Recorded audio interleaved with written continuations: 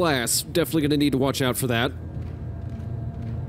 Shit! Easy fix! Force gun! Plasma cutter! No, wait, shit, that's not a good idea! Fuck! Oh, I made it this far without a decomp! Oh, fuck you!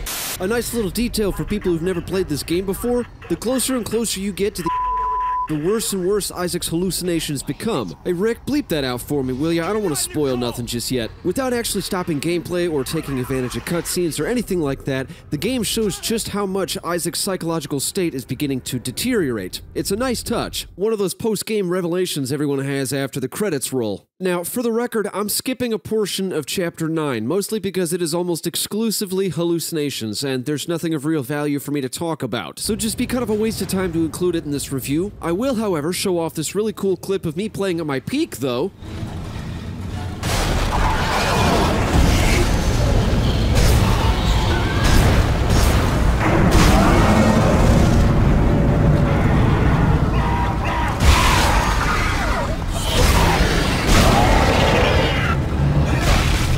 I don't know why, but I thought that was cool as shit, and I wanted to put it in the video because fuck it. Right after this, my game crashed because everything I touch crumbles to pieces, so it was bound to happen at least once. And then there's this one. This one kicked ass too. Wait a minute, something's not right here. No, god damn it, fuck, wrong clip. Why'd you come looking for me if you knew I was dead, Isaac? Did you think I would forgive you? Get out of my head. You're not Nicole!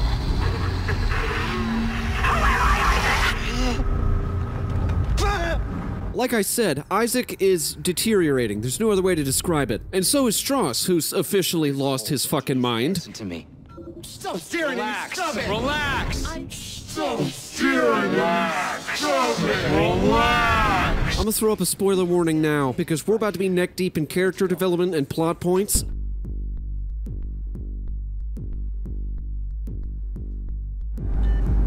Oh my god. It can't be. That's the Ishimura. Yeah. Used to be the pride of the CEC. It's a sad story, actually. I heard everybody on board died. Some sort of terrorist attack. What? Terrorist attack? What happened aboard that ship was no terrorist attack. What do you mean? That's where all this started, Ellie. Everything that's happening here happened on that ship. I saw it. I was on board when it happened. Turns out the Ishimura was here the entire time. Tideman, being the political bag of frog shit that he is, brought it here for a number of reasons, mainly because he's a dickhead, but also because he's a dickhead. On the real though, it's never legitimately specified as to why the Ishimura is docked here at Titan Station. Tideman's not a unitologist, so religious jargon didn't motivate it, and everybody on board was dead. The ship was found falling apart at the seams, so it's not like there was anything really to study. Supposedly, the Ishimura was found drifting aimlessly through space and was spotted by a group of magpies. Somehow another necromorph outbreak started, then EarthGov traced their location and cleaned up the mess. It's a little fuzzy. I haven't read any of the books, so I'm not completely sure. All I know is that the Ishimura is here, and I want to go check it out. But first, we got a double boss fight. Who's ready for a double boss fight? Huh. Apparently not me. But first, we got a double boss fight. Who's ready for it? You know what? Just fuck it. I've done this joke like 3 times already. It's not funny anymore. So it was you who stopped my tram. Very well. You have chosen death.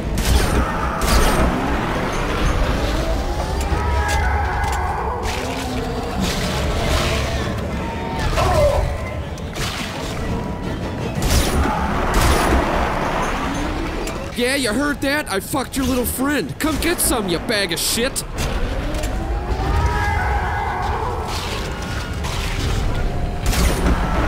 For the record, there's nothing that stasis and a seeker rifle can't solve.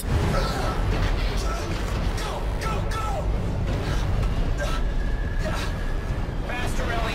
Faster! I can't make it go any faster! Come on! But yeah, to finish my statement from earlier, all I know for certain is that Tideman is mostly a total fucking human jockstrap to the player 90% of the time. As evidenced by this. In another situation, I might admire your persistence, Mr. Clark. But this is bigger than you and bigger than the lives of everyone on this station. Sir, final preparations for attack are wrapping up. Looks like it ends here. At this point, it's all just dead weight.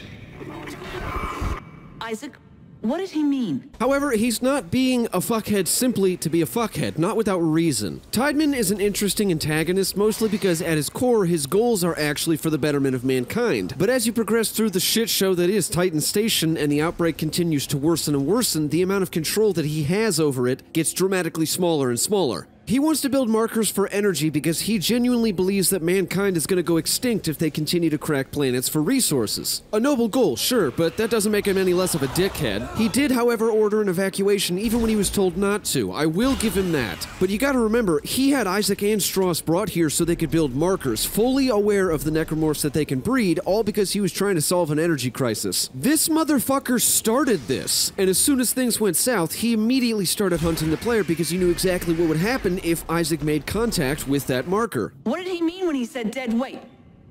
He's using the solar beam. Yeah, that's why I'm gonna blow up your marker, you fucking wanker.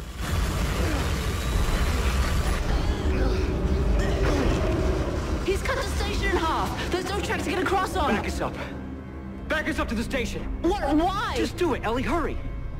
The Ishimura.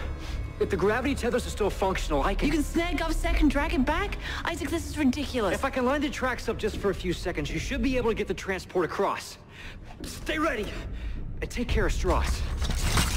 Isaac, no! This is a really bad idea. I'll stick around. I'm full of bad ideas.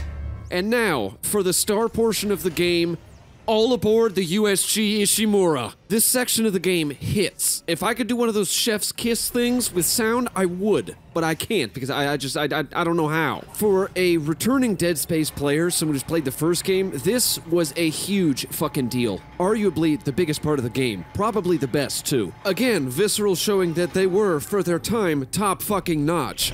Ellie, I'm in. There should still be a computer in the flight lounge.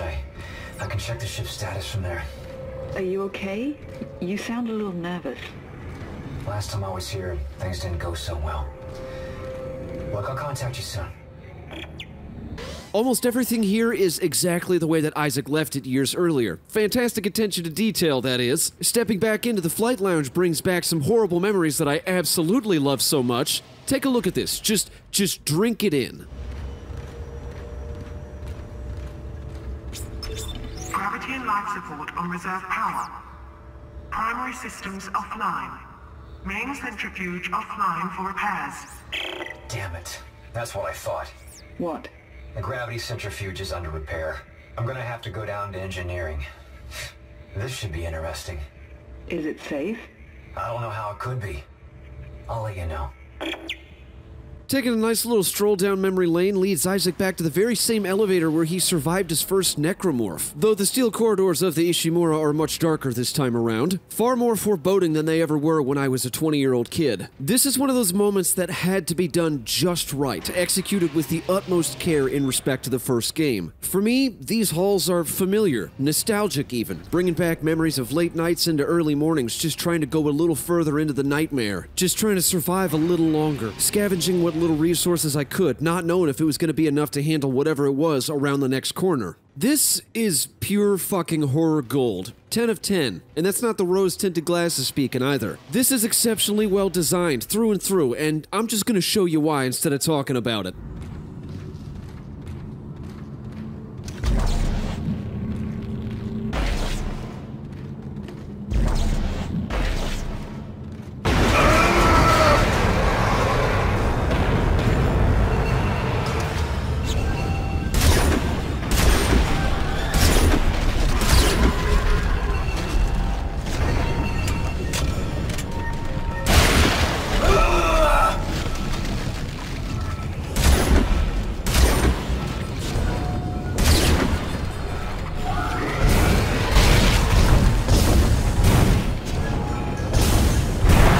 Not even your strongest weapons are enough anymore. You have effectively burrowed all the way down to the core. Only the worst monsters lurk here. The biggest and most lethal necromorphs are waiting for you, and if the big ones aren't enough to stop you in your tracks, the density and relentlessness of the shock mobs will. One way or another, you're not walking out of this unscathed, and as soon as you take that elevator down to engineering, you're already aware of that. The ship reeks with the stench of blood and death, accompanied by a foreboding sense of dread, far more oppressive than it ever was on Titan Station. And the environmental design creates this illusion that the darkness is physically following you, going wherever you go, always just a few steps behind you. There's just so many moments in the Ishimura Revisiting that are absolutely fantastic. Like this one. Oh shit. Ow, what the fuck? I'm literally getting swiped from every direction. Will you die? There's literally no... Yep, that's a death. Fuck. I cannot express how many times this happened, and I fucking love it. Survival horror games are oftentimes far too easy, even with the limited resources available. Lots of horror games fail to find that balance between resource management and the actual horror atmosphere, usually gimping the player in different ways, like making them too slow or not giving the player anywhere near enough items to handle whatever is ahead of them. And more often than not, they tend to scare, quote-unquote, the player with shock tactics, better known as jump scares. But I wasn't low on items, and this was not a jump scare. So before we continue, let's roll this clip back just a little bit.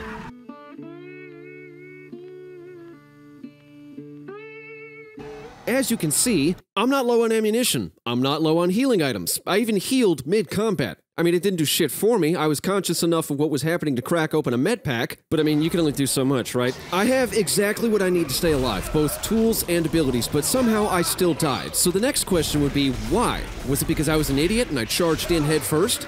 Well, okay, that is a portion of it, but I waltzed on in there because I was confident. I was at full health and I had plenty of items. There was no loud noise to startle me. There was no scripted sequence that revoked control of Isaac from me, the player. The game didn't do anything out of the ordinary. The answer is that overconfidence got me forced into a split-second decision on which monster was the most lethal, and the environment was small, claustrophobic even, kind of like you're tripping over your own feet. That is the key, right there. You don't need to gimp the player. You need to make them question themselves. I heard all of those monsters. I knew that they were there. It's not like they frightened me or anything and caused me to defocus. It was the nanosecond decision-making that jarred me, and ultimately that led me to a death because there was no margin for error. It's all about perception. I play horror games. This is just kind of what I do at this point anymore. As a result, shock tactics don't faze me. Except for PT. That was a fucking adrenaline rush. Oh. Hi.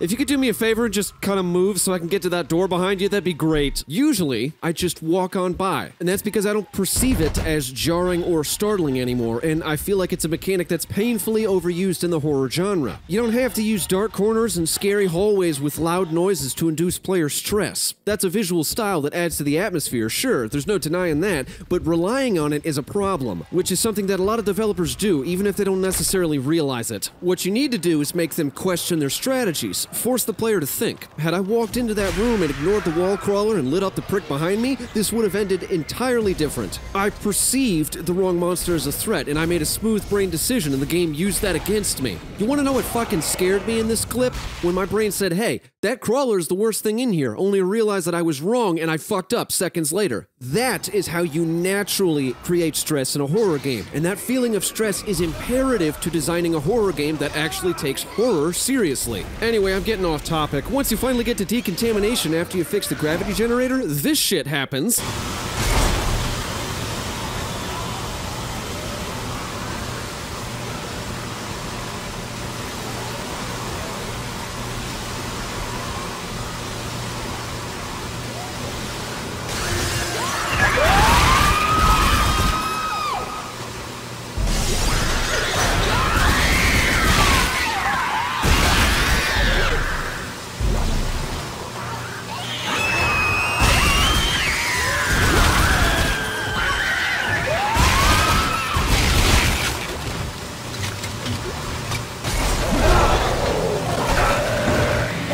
a legitimate death, not some death by technicality or me just being a fuckhead and not paying attention. I literally got fucked on by all these necromorphs. The whole time, I'm just like, oh yes, kill me harder, Daddy. The entire time, I had a smile plastered on my face. This is just downright fun. And oh my god, when you get to the fucking medical bay, holy shit. They're swarming in through a hole in the medical deck.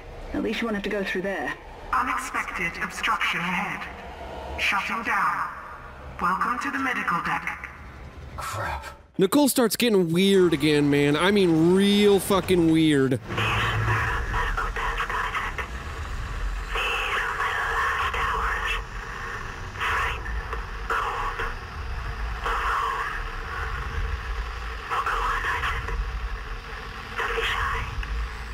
That is the sound of the single most immaculately designed horror environment that I have ever experienced in my 30 years of life. The return to the Ishimura is where boys become men. Definitely. 100%. The game is definitely a slow burn in terms of challenge, but once you finally make it here, the training wheels are off. It's do or die at this point. Sink or swim, motherfucker. I'm gonna shut up for a minute. I want anybody here who hasn't played this to experience it. It is masterfully crafted.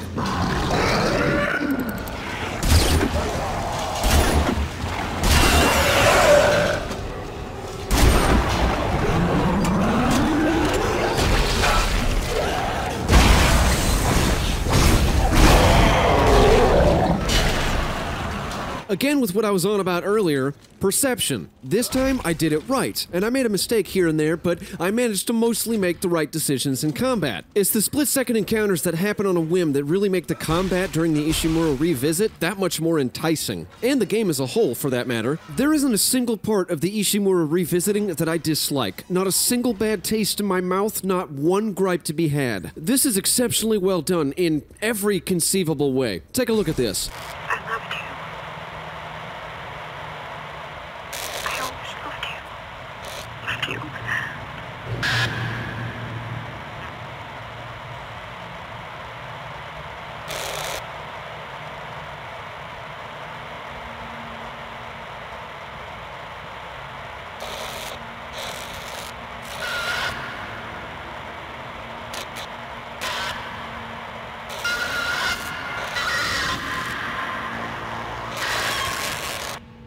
Huh. Okay, well, I'm just gonna go back to what I was doing, because that is arguably more important. Shit! Oh my god, I'm being rushed. Fuck!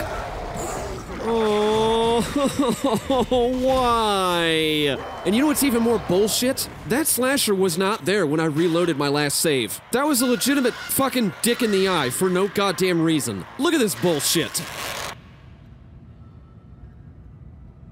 I'm literally looking for this motherfucker, but he never shows, so I just walk out the door. What the fuck? At first, you're mostly in darkened areas, significantly darker than usual since there's no power. Most of the game, you've been in rooms and areas with enough lighting, to say the least. They might have been dark, but rarely does the game put you in an almost pitch-dark room for longer than a minute. Dead Space 2 does not abuse darkness, but rather it uses it as flavor or as an accent, and that's why the absence of light here is almost symbolic. You've effectively found yourself at the source. This is the eye of the storm, if you will, and the atmosphere is a perfect reflection of that notion. Here's where the blue lights come in, or rather, black lighting, illuminating the darkened areas with a dim, shadowy teal lighting. There's blood trails on the floor, splatters on the walls. The battered debris of a ship long since derelict, only recently found. A cleanup crew has been here, likely forced out due to the necromorph outbreak. Computers and machinery, all the way that they were when you last saw them. Without saying a single word, the game is recounting the events of the previous game with environmental storytelling. You can shit on the engine all you want because some of the floor textures were a bit wonky, but if you try and tell me that this game was not the fucking apex of industry technology in 2011, you're an absolute fucking clown, and also you're wrong. There are just so many things about this that are wonderfully designed and masterfully pieced together in such a way that it creates this horror experience that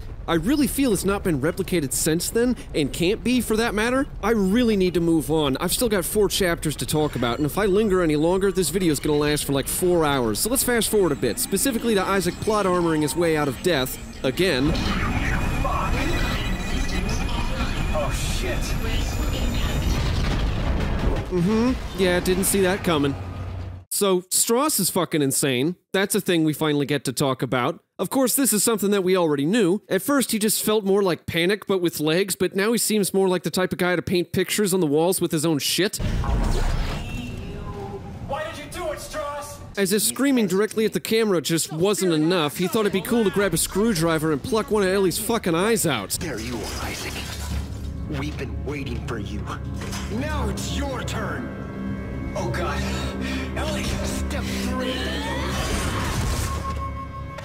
You owe me an eye, you bastard! So this next chapter is basically just you, the player, royally fucking him up in return. But you do eventually find him, and as soon as you do, you punch him in the fucking head with a screwdriver? God, that was fucking awesome. In all fairness though, he had that shit coming. He lost his marbles like 6 chapters ago, and he's been living on borrowed time ever since. Guy was a fucking nutcase. I do think it's important to talk about why he went batshit instead of just saying that he died and moving on. Basically, he does not have the same kind of mental prowess as Isaac. That's a good way to describe it. See, he's been hallucinating too, constantly referring to her, quote unquote, as if he's talking about Nicole. We do know that he hallucinates and sees his wife and child earlier in the game, but it's never really specified as to whether or not he's also seeing Nicole. If you ask me, it's more likely that he's talking about his wife and child, that he murdered, I may add, but I can't really make heads or tails of it, and honestly, I don't think we'll ever really know. So his scenario isn't so different from Isaac, except that Isaac didn't voluntarily kill anyone. It was just a freak accident, and he harbors a lot of guilt over it. The marker is basically using Strauss's guilt against him to the point where it drives him completely insane, to the point where he becomes obsessed with the steps, quote unquote, aka...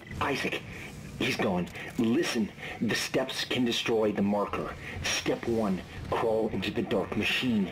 Step 2, the screws go tight all around. Yeah, he's a fucking nutcase, and I think if there's anything that a new player might take away from this, it is the fact that Isaac and Strauss are not so different realistically, and if it happened to Strauss, one would imagine that the same thing could easily happen to Isaac. It's some deep shit, definitely worthy of its own video, which is why I'm gonna talk about that some other time. And then we finally run into Nicole again, but this time it's a bit more abrupt. Joke's on you, Visceral, I'm only a big boy half the time. This time I shit my pants.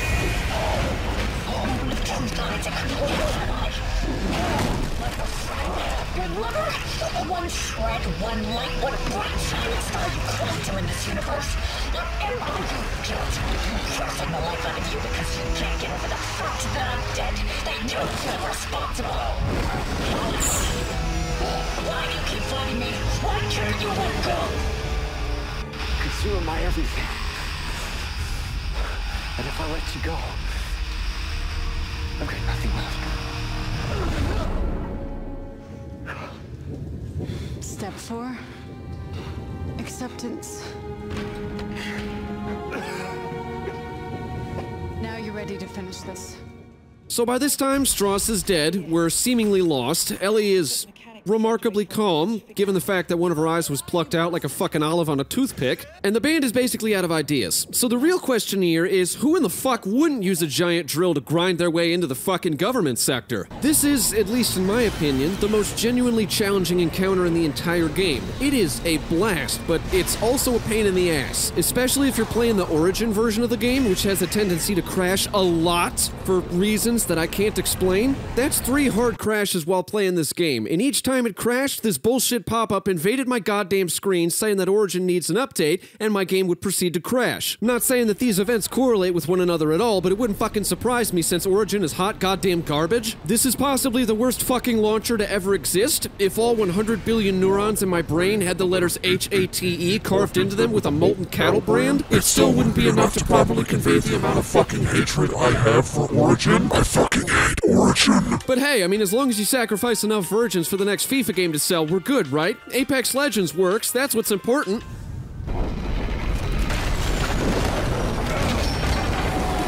Finally, the government sector. It's where this whole mess started, and that's where it's gonna end.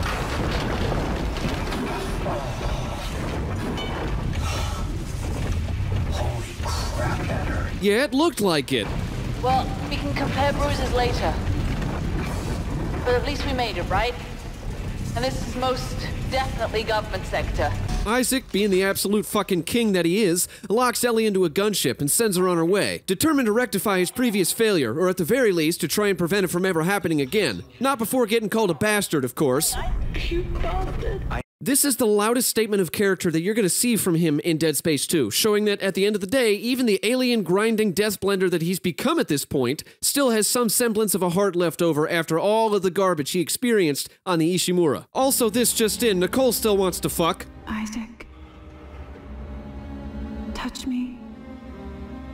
I don't think that's a good idea. I don't know if that's necrophilia or not. The final act holds nothing back at this point. I have been splattered, ripped in half, had my head torn off, been beaten to death with my own arms. My dead girlfriend is trying to smash. I'm pretty sure I was forced to swallow one of my own eyeballs at least once. I died here more times than I did anywhere else in the game. The government sector does not fuck around. The first encounter just past the save station bum rushes you with multiple armored slashers, a handful of black pukers, exploders, and some lurkers. Nothing I can't handle, of course. Again, Force gun is best gun. I will die on that hill. Or I'll just die right here. God damn it. I really like how you gotta crawl through the maintenance shaft in this restroom area so you can sneak behind the military police and cut the power just so they can get fucking ambushed by an angry mob of necros.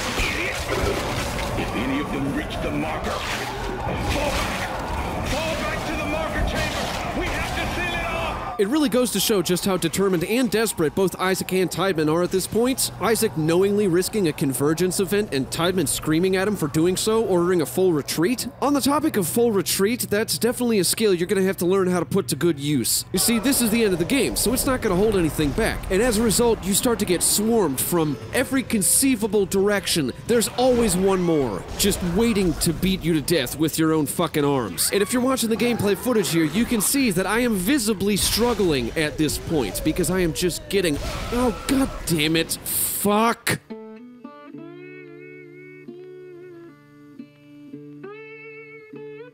Let's try that one again. I'm back, motherfuckers. Yeah, how about that, huh? I always forget about the puker right there, the one behind me, and it always becomes a problem. And that's why I lit him up as soon as I could this time. And don't forget about that slasher that's bound to charge any second now. And then there's another one right after him. And then another behind you. Hey, wait a minute, I thought you were dead. Fuck you. Just when you think you're almost done, an exploder comes in, and another puker. And finally, 2 more fucking slashers, just to top the whole thing off. Remember how I said that a full retreat is a skill you're gonna have to learn how to utilize? This is what I was talking about. Fucking finally, Jesus Christ. Now, none of that was a complaint. It's just important to remember that this game does tend to get a bit redundant when combat drags on for too long. It's not even bad, you just start to see a rotation of monsters that become familiar and it starts to grow stale. Let's move on. The one scene I remember more vividly than anything else in this entire game is the eye poker. The machine activates the parts of our brain where the marker codes are stored. Look, I have no fucking idea what it's called, okay? It's got a needle, it pokes your eye, therefore it's a goddamn eye poker. Shut up. The worst part about this is that I actually tried to kill myself for this. I didn't even stop, just full momentum down towards his eye, all for the sake of a joke. And somehow I didn't fuck it up. I am pissed about that.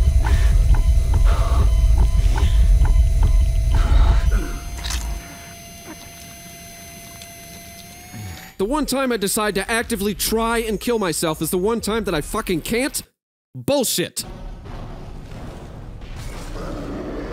Also bullshit. The Regenerator is the single greatest enemy in this game. Unkillable, able to regrow limbs after they've been cut off, a constant presence in the final chapter, stalking you consistently, and is almost always supported by smaller, more annoying monsters. Like right here. For some goddamn reason, it took 37 fucking plasma cells to cut that slasher's leg off, and before I knew it, it was too late and there was a puker literally in my ass! The Force Gun is your best bet. That's why I said you want to have it. It is an absolute king of a weapon. See, you can't kill the Regenerator, but you can stun it, so if you cut all its limbs off and then Force Gun it backwards, or you Force Gun it backwards and then cut all its limbs off, it buys you a lot of extra time. You always want to throw a stasis pack in there too somewhere, that way it takes a dick year for him to regenerate and get back up. Yeah, he's a piece of shit, I hate him. If I'm being realistic here, the fact that I'm still alive is a fucking anomaly.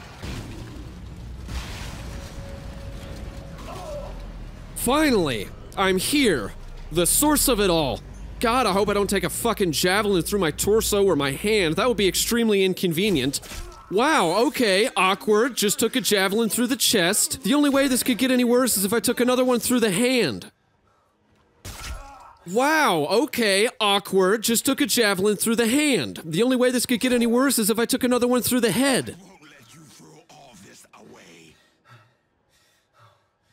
Not today, motherfucker!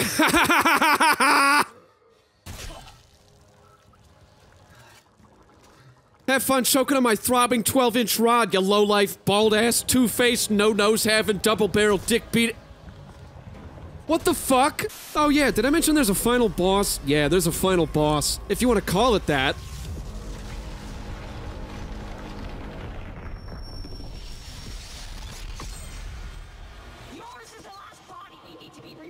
Oh yeah? Well, all I need is a fucking Seeker rifle. So fuck you, and fuck your marker.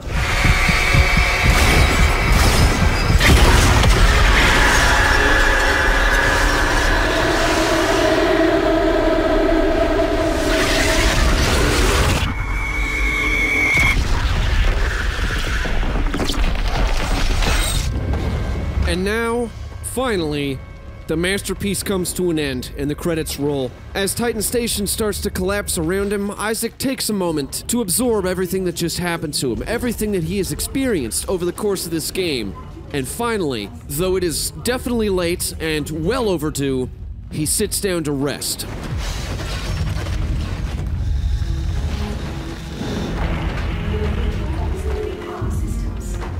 Isaac resigns to the inevitable death that awaits him, not necessarily at peace, but at the very least content with the fact that he saved the life and stopped the necromorph outbreak in its tracks. Masterfully done from start to finish, a single consistent shot of stress, tension, and adrenaline with what I believe to be one of the greatest horror experiences ever created. The good news here is that a large portion of Visceral refugees got back with the Leonardo da Vinci of horror, Glenn Schofield, and co-mastermind behind Dead Space, and started up a new studio called Striking Distance. Currently, they're working on a new game called the Callisto Protocol. This trailer is full of Dead Space. I can't. Oh! Bastard! Was this your great plan? Dump me off and die? That is a pretty shitty plan, I'm not gonna lie. Full of bad ideas, remember? Yeah, well, here's another one. I'm crashing through the roof to get you. Now move your ass. Oh, wait, no. It's too late. Holy shit, okay. Set through the station. Yeah, well, you don't really have a say this time. Heads up. Oh shit! God damn, way to make an entrance. Oh god. Decomp? Oh fuck, shit. Okay, the station was already exploding, the credits were rolling, I honestly thought this was done. Come on, Isaac, we don't have a lot of time. Oh, sweet Jesus, please let me live. Oh my god, I gotta fix this thing. Please God in heaven, please God, oh Lord, hear my prayers. This is one of the greatest ending sequences fucking ever. I remember the first time I ever saw this. My goddamn jaw hit the fucking floor. Isaac! Take my hand! I'm trying!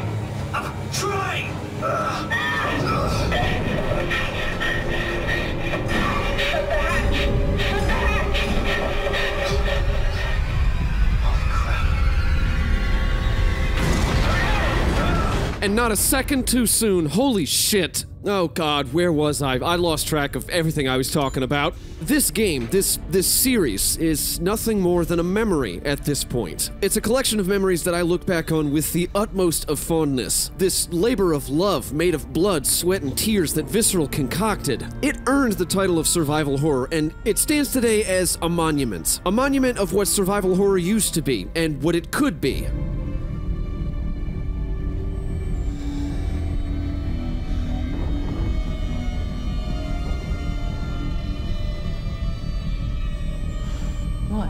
Like I was saying, the good news here is that a large portion of Visceral refugees got back with the Leonardo da Vinci of horror, Glenn Schofield, and co-mastermind behind Dead Space, and started up a new studio called Striking Distance. Currently, they're working on a new game called the Callisto Protocol. This trailer is full of Dead Space Easter eggs, and I am fucking psyched to jump back into Visceral's rendition of survival hentai, I mean horror. But alas, now we come to the ending of the story that I started at the beginning of this video. Dead Space 2 would eventually be followed up by Dead Space Space 3, which, while it is still a great game, it is arguably the worst in the series. EA had their grubby fucking hands all over it during the development process, and what follows was a slow, painful burn. Closed their doors on September 19th of 2011, 7 months after Dante's Inferno released, which EA viewed as a financial failure despite its marginally strong player reception. Visceral Montreal wasn't too far behind them either. They shut down on February 21st of 2013, shortly after releasing Army of Two: The Devil's Cartel. And last but not least, 4 years after the lukewarm release of Dead Space 3, EA took a good hard look at Visceral Redwood's now canceled Star Wars game and decided it was time for them to shut their doors permanently. On my fucking birthday in 2017, October 17th. What are the fucking odds of that? One of the greatest survival horror titles ever conceived, shelved, and left to rot. That is a fucking travesty, man. There is a reason for the mixed opinions on Dead Space 3, and I feel like that had a genuine role to play in why they got shut down to begin with. See, EA wanted to take the series to more of an action shooter direction, whereas Visceral wanted to take the series back to its roots. They wanted to double down on the horror. They didn't want to remove it. Dead Space 3 didn't need a cover mechanic. It didn't need a co-op function either. What it needed was atmosphere. It needed to remain what it was, and what it was needed to be reinforced sevenfold. I mean, after all, that's what a horror game is about, right? Call me crazy, but typically when you take the horror out of survival horror, it tends to, you know, not be survival horror anymore. The project was almost canceled part of the ways through, and it saw numerous budget cuts during development. Weapon-specific ammo was ditched late in the process in order to include generic ammunition that would allow for microtransactions. According to Andrew Wilson, the closing of Visceral Games was an economic decision, quote unquote, and that's fine, whatever. I still don't believe a single fucking word you say, but at the very least, I'm gonna give you a chance to talk about Visceral's canceled Star Wars game. That's fair, right? During the development process of the game that they were working on, we've been testing the game content with players, listening to their feedback in terms of what and how they wanted to play, and really tracking that closely with fundamental shifts in the marketplace. And we're seeing an evolution in that marketplace. It became clear to us that to deliver the experience that players wanted to come back to and enjoy for a long time, we needed to pivot the design on Visceral's now canceled Star Wars game. Okay, let me ask you something, Andrew. By pivot the design, do you mean like how you motherfuckers decided to pivot the design of Mass Effect Andromeda? You know, where you farmed out the bones of what could have been a good game to BioWare Montreal, whose only real experience with the series was the Omega DLC for Mass Effect 3? Or was it where you insisted that they build the game on fucking Frostbite, an engine that was not meant for role-playing games, being used to build an RPG anyways because fuck you, why not? Or was it that BioWare Montreal had no fucking idea how to work your goddamn engine and were constantly wrestling with the tools that you mandated they use? Was that enough of a pivot in design? Did I get the angle just right? I'm not trying to be a dickhead, I just want to make sure we're on the same page. Maybe we should talk about Anthem. You know, BioWare's other failed RPG, also built on Frostbite because fuck around and find out. I could drag this video on for another hour and a half talking about how all the aspects of that project crashed and burned in nearly every conceivable way, so much so that you shut it down because it was that much of a fucking travesty? I gotta ask, when did you stop being committed to the live service for Anthem and start delivering with this new IP to your player base over the long term? Was it when it stopped being profitable because it was an unfinished mess? Was it when everyone started demanding refunds because, much like everything else you dip your nasty goddamn toes in, save for Apex Legends, the game was fucking broken? Or was that just some bullshit you said to keep everyone quiet and quell the backlash from the understandably outraged Anthem community? Call me crazy, but it almost seems like every time you whip out your greasy fucking sausage fingers and start meddling in the affairs of your developers instead of overseeing the process and gently guiding them one way, the project immediately gets derailed and falls apart at the seams. And then you shut down support for the game itself, or you shut down the studio that developed it because it only managed to sell 5 million copies. Only 5 million, wow, what a fucking failure. You know, maybe if you allowed your developers the creative freedom they need to take an established IP with strong sales history and a massive fandom behind it